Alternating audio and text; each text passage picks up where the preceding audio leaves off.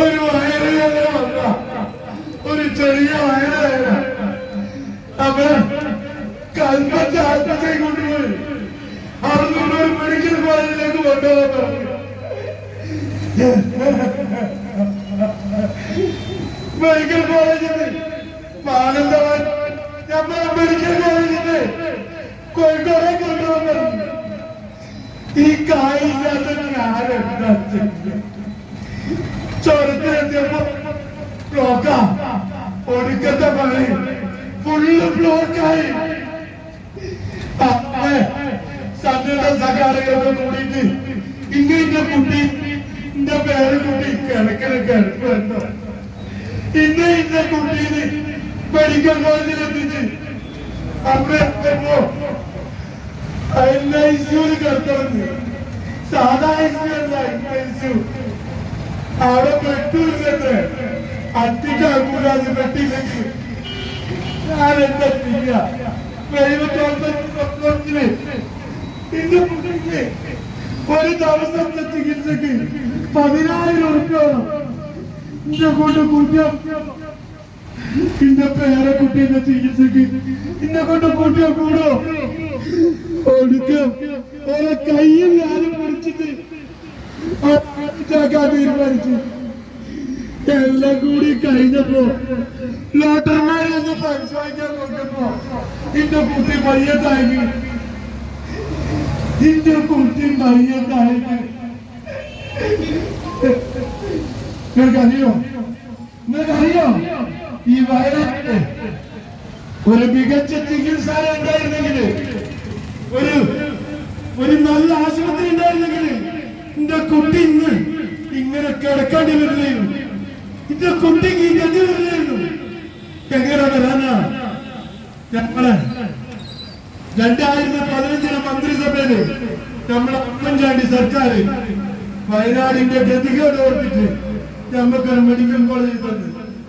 പല പ്രതിസന്ധികൾ ഉണ്ടായിട്ടും പലരും അതിനെതിർത്തപ്പോഴും എന്ത് പ്രത്യാഘാതം ഉണ്ടെങ്കിലും അതിന്റെ ഉത്തരവാദിത്വം ഞാൻ ഏറ്റെടുക്കുന്നു പറഞ്ഞിട്ട് ആചരണത്തോടെ നമുക്ക് മെഡിക്കൽ കോളേജ് അന്ന് ആ മെഡിക്കൽ കോളേജിൽ തർക്കമിട്ട് പിന്നെ വന്ന് നമ്മുടെ ഗവൺമെന്റ് 3.25 കോടി ഉറുപ്പിക മുടക്കിയിട്ട് അവിടെ റോഡും പണിയുണ്ട്. എന്ത് ചെയ്യാനാ? കഷ്ടകാലത്തിന് 2018 നമുക്കൊരു പ്രളയം വന്ന് കേരളം മൊത്തം വെള്ളത്തിനാ. വയനാടും ആ പ്രളയത്തിൽ കരഞ്ഞു, ഞാനും നിങ്ങളും കരഞ്ഞു. പക്ഷേ ഈ മലയ്ക്കുമലയിലെ 54 ഏക്കർ ഭൂമിയിൽ ഒരു തുള്ളി വെള്ളമുണ്ടോ? ഒരു തുള്ളി വെള്ളം ഇല്ല.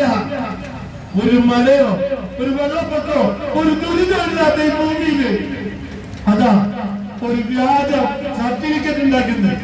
എന്തോ ജിയോളജിക്കൽ ആ ഭൂമി വിട്ടിട്ട് വയനാട്ടിൽ മൊത്തം കറങ്ങാൻ തുടങ്ങി. ഭൂമിക്ക് വേണ്ടിയിട്ട് കിട്ടിയോ? ഭൂമിന്റെ അടിയിലേക്ക് നിൽക്കുന്ന ബിൽഡിംഗ് താന്നു പോകുന്ന സ്ഥലം തപ്പുന്നത്. ഒരു തുള്ളി വെള്ളം കയറാത്ത ഈ ഭൂമി വെച്ചിട്ട് വയനാട് മൊത്തം തെരഞ്ഞു നടക്കാത്ത ഭൂമി ഉണ്ടോ?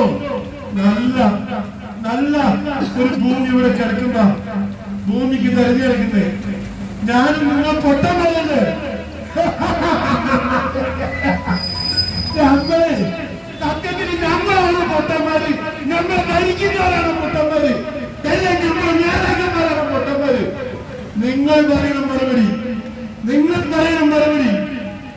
നമ്മളെ പൊട്ടന്മാരാക്കിയിട്ട്, നമ്മളെ വായർപ്പിച്ചിട്ട്, നമ്മളെ അടിമകളാക്കിയിട്ട് ഈ 4 ചുരത്തിന് മുകളിലുള്ള വയനാടിന്, ഈ മലകളാൽ ചുറ്റപ്പെട്ട വയനാടിന് ഒരു മഴ പെയ്താൽ അങ്ങോട്ടും ഇങ്ങോട്ടും ചലിക്കാൻ കഴിയാത്ത വയനാട്ടിലെ ജനങ്ങളെ ഒറ്റപ്പെടുത്തിയിട്ട് എന്ത് കിട്ടാനാണ് നമ്മൾ നേതാക്കന്മാർക്ക്?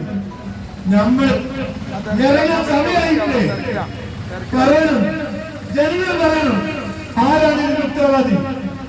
ഉത്തരവാദപ്പെട്ട ആളുകൾ നമ്മുടെ പ്രസ്ഥാനങ്ങളിൽ, ഞാൻ മുന്നേ വിശ്വസിക്കുന്ന നേതാക്കന്മാര് ഒന്ന് വെള്ളടക്കിയാൽ നമുക്ക് നല്ലൊരു മെഡിക്കൽ കോളേജ് കിട്ടൂലേ? നമുക്ക് നല്ലൊരു ആദ്യാലയം കിട്ടൂലേ? നിങ്ങൾ ഓരോരുത്തരും ചിന്തിക്കണം. ഞാൻ പറയാ, ജനങ്ങളോടായി പറയാ, നമ്മൾ ഇരുട്ടിലാണ്. നമ്മൾ കണ്ണടച്ചിരുട്ടാക്കുകയാണ്. നമ്മൾ ഇറങ്ങാൻ സമയമായി, നമ്മൾ ഉയർന്നു വരാൻ സമയമായി, ഇരുട്ടിൽ നിന്ന് പുറത്തു വരാൻ സമയമായി. നാം ഇറങ്ങിയാലേ നമ്മൾ അവകാശങ്ങൾ, ആരുടെയും ഔദാര്യമല്ല, നമ്മുടെ അവകാശങ്ങൾ നമുക്ക് നേടിയെടുക്കാൻ കഴിയും. ഇത്തരം സമരങ്ങളിൽ നിങ്ങൾ ഓരോരുത്തരും പങ്കാളികളായാലേ നമ്മുടെ അവകാശങ്ങൾ നമുക്ക് നേടിയെടുക്കാൻ കഴിയും. അതിനുവേണ്ടി എല്ലാവരും ഉണർന്നില്ലെങ്കിൽ കരുതി വരും നിങ്ങൾക്ക്. ഇന്നല്ലെങ്കിൽ നാളെ നിങ്ങളും ഇത് അനുഭവിക്കേണ്ടി വരും.